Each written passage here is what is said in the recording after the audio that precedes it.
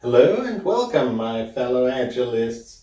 It's me again, Michael, your favorite thought provoker. I'm concluding my series on team models, and how else could it be? I also have my own model. Maybe everybody has theirs. So I'm just going to introduce what this model is. It's very simple, yet quite profound in its implication, and I focus on the three central factors. The first factor are the outcomes.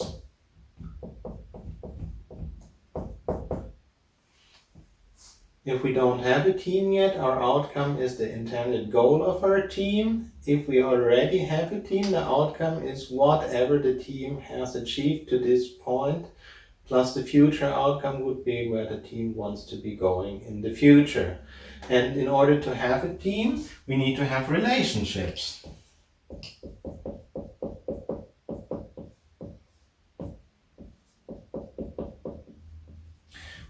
Relationships are fundamental in order to form a team that is not just comprised of a group of individuals, even though those would also have relationship, in that case very weak relationships. And then there's the third aspect of the model, which is the growth. What do we want to grow? We want to grow ourselves, our product, our market opportunities, our business. And so all three of those factors, in the way they play together, determine how well our team is actually able to perform. And those three items here, the relationships, they're basically the core of what I call a team. The growth in terms of where are we growing as a team? Are we actually growing? Are we stagnating? Or are we even declining? And the outcomes that we are able to produce, those three factors are basically the core of everything that is this model. And those three factors are highly interrelated. And at any given point in time, we will be spending our efforts anywhere within this triangle. So let's just take as an example, if we would be perfectly balanced, we would be spending a bit of time on our relationships, on growth and outcome, in order to maintain the relationships both within the team and within the surrounding organization positively. We would be growing ourselves at the pace that makes the most sense, and we would be delivering the best outcome that we can deliver. As soon as we move away from the center, and typically organizations force us to be very outcome focused, which means we neglect our relationship, which creates bad mood, bad impressions, and what I call emotional depth within the team that we need to talk about at a later point and need to sort things out. And at the worst case, it could mean that some relationships even get broken when we are too outcome focused. Growth is also something that is very often neglected. Product growth, maybe not, but personal growth and professional growth is usually considered a non-factor. But what happens when I as a person can't grow while continuously producing outcome? I feel drained and I feel that I'm not making any progress, and I might not be happy and leave, and ultimately that will also cause the outcome to deteriorate drastically. So we also need to invest into growth. So sticking at outcomes is never a good idea, neither in the beginning when we don't have the relationships yet, nor later on, even when our relationships are stable. We should continuously invest into growth, getting better, learning new things, growing as an individual, as a team, and even growing as an organization on the market. If we don't do that, we will lose in the long term. Those three things are highly interrelated, and this one would probably swing like a pendulum. We would be going around from here to there and back and forth, and we never reach this point in the middle, but we would at one point invest more into outcome, at another point invest more into growth, and we need to spend time with relationship fixing again, and so on. And we will be moving all the time. And regardless of where you currently focus Even you can focus on one or two at the same time, you'll be neglecting the third. It will be absolutely normal. But with this model, you can already predict, okay, I'm too outcome focused at this time. Maybe our relationships or maybe our growth will deteriorate. If we're outcome and growth focused, then we already know something's going to come up in the relationships. So it's creating predictability. And it also creates planability, because we know when we set up a new team, similar to the Drexler Civic model, we start with why. What's the outcome that we want to produce? What's going to be different when we have succeeded as a team? Then we bring people together, we need to form their relationships, and then they will say, okay, we don't know yet how we want to work, so we need to find our process of working together, which is a growth mechanism. So the team needs to grow both as people who might not have the skill and as a team in order to generate those outcomes that we are looking for. And then we have created some outcome, our relationships are in a certain condition, maybe people are not so happy or whatever. We need to see which of those points is the weakest, and then we work on that. So that's basically the core of the ORG model. And that said, I want to show you how to use ORG model in practice in your daily work, both for conceptualizing a new team and also in retrospective processes to see how you can move forward. So I've printed out for myself some cards to illustrate how we could be using the ORG model in practice. And before I show you the practical example, I will go through some of the options that you have and explain to you the process. Of course, and that is the point of the model, you start with the outcomes, the relationships, and the growth.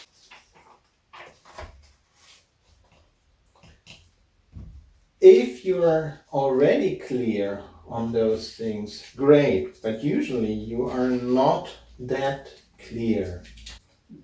With those three dimensions, outcomes, relationships, and growth, you can ask about I, that means every person individually, we, which means we as a team, and they, which could be either the customer, the management, or the surrounding teams. It doesn't matter. You can talk about expectations and current reality, whatever. For example, what outcomes do I, we, or they expect? What relationships do I, we, or they have, want, or need?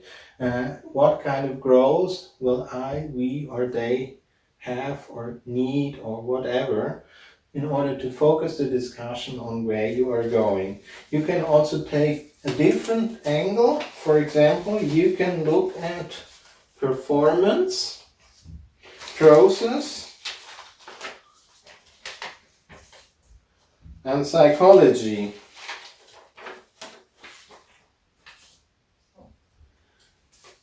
To be clear in this way, example, which kind of performance outcomes, so the results you are generating, the process you are working with, and psychological impact. That means, are you creating happiness, sadness, anger, what kind of emotions it could be. They are also outcomes of the work that you do. In terms of relationships, do you have the right relationships in order to perform best? Are you missing relationships? Is your process stuck? In terms of relationships, that means, do you have, for example, handovers to people that you just can't reach, who are not cooperative or whatever? What is the psychology of your relationships? Are those relationships healthy or unhealthy? Do they give fulfillment? Do they drain energy? Those kind of questions you could ask.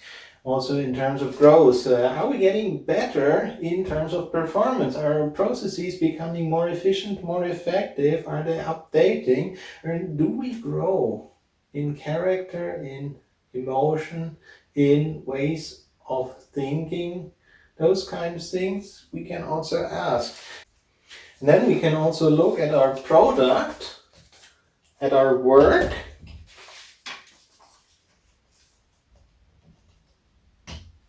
and at our customer. Is our product the one that we intended to be? Does our work generate the results that we want it to generate? Is our customer happy with who they are? And even a more interesting question is, do the right people use our product? Do the people who use our product know how to use it properly? Those are customer outcomes. In terms of relationships, whom are we related with on a product level? Do we have dependencies to other teams? Do we need suppliers? Do we deliver to others?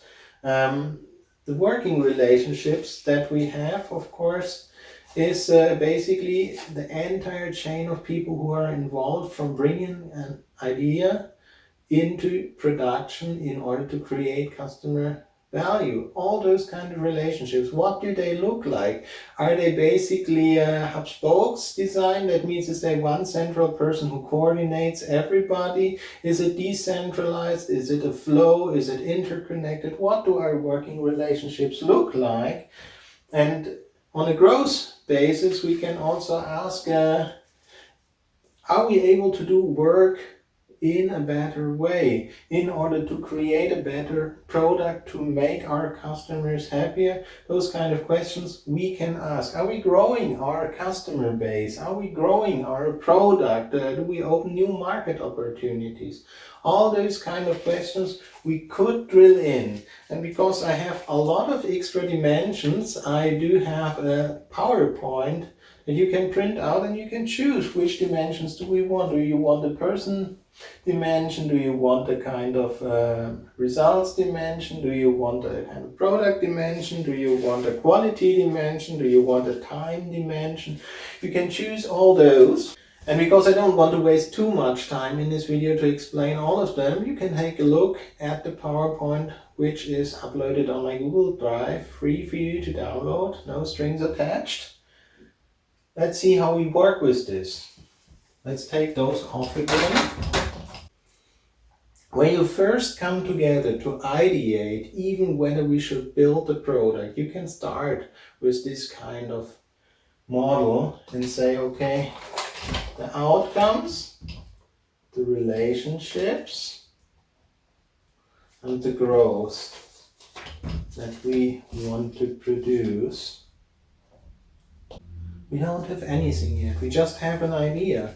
And you bring the people together who may be interested in the product. It might just be yourself. Yourself if you want to create a startup. It could be in management where a few key stakeholders are involved who have an interest in the new product, in whatever you're trying to create. And then you let people ideate. What do we, what do they need in terms of outcomes, in terms of relationship, in terms of growth.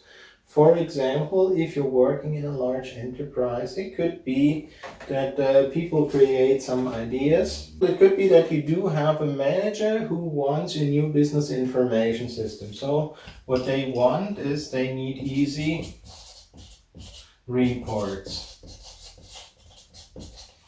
They may also need correct data.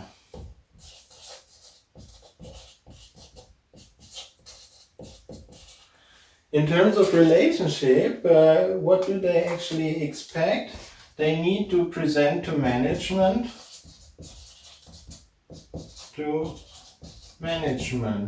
And they, of course, they want to grow. That means they want to run their department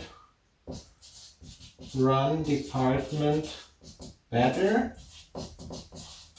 That could be what one manager expects. We might expect in terms of that new system that we have a shared understanding of the data. What they, when I'm talking with other managers, might need is objective facts.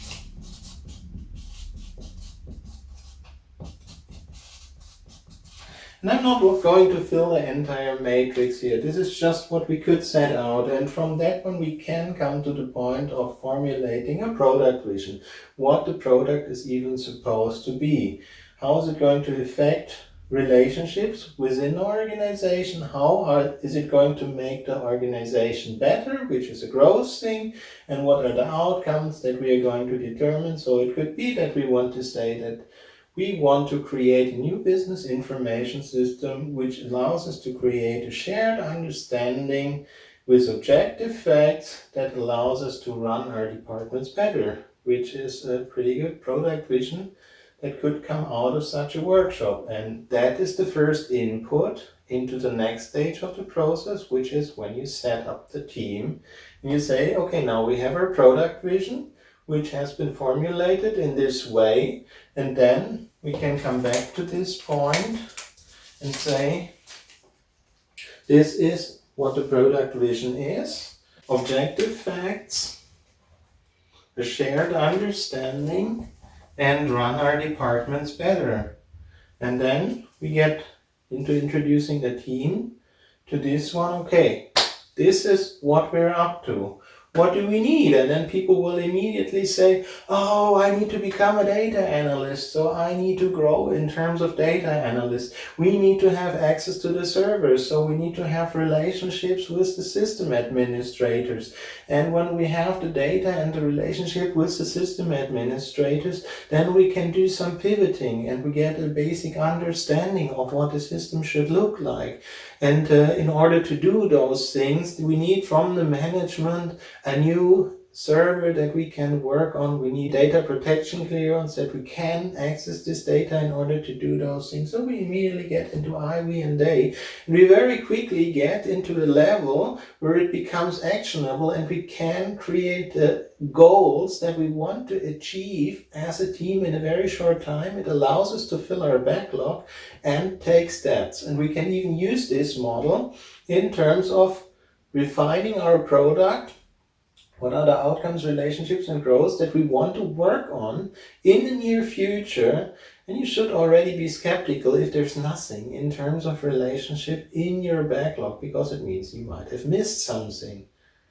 And that is just how to use it in product conceptualization. You can use the same method in a retrospective. In a retrospective, you can use any dimension from the catalog that I have presented. For example, you can also use a meta process, and you can look in terms of where are we currently in the present,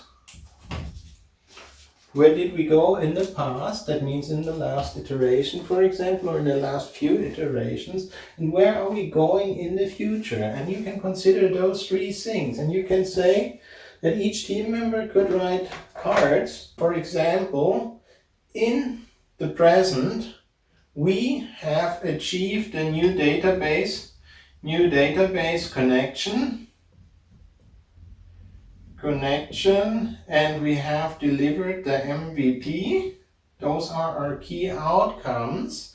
We have managed to build the relationship with the sysadmins, but they are not happy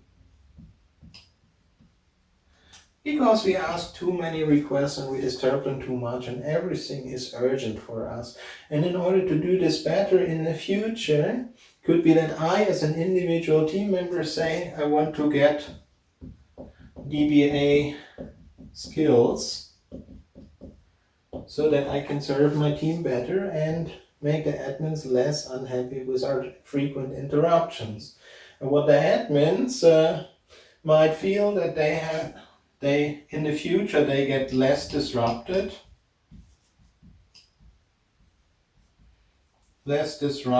and more security. And what they can do in the future is they can coach me. And so this one immediately becomes an action item for the retrospective, and that is just one example of how we can use the ORG model to help us build better teams. Okay, so I've shown you what the ORG model is, how to use it in conceptualizing teams, how to use it in working continuously with teams, how to use it in retrospectives to improve your teams. If you want to know more about this model, feel free to connect on LinkedIn, get in touch with me, look on my blog, failfastmoveon.blogspot.com, or leave a comment below. I'll answer your question. Okay, I hope you like this, and if you do, please leave a like, please subscribe because there will be more videos coming up, and please get in touch if you want to know anything else. Enjoy.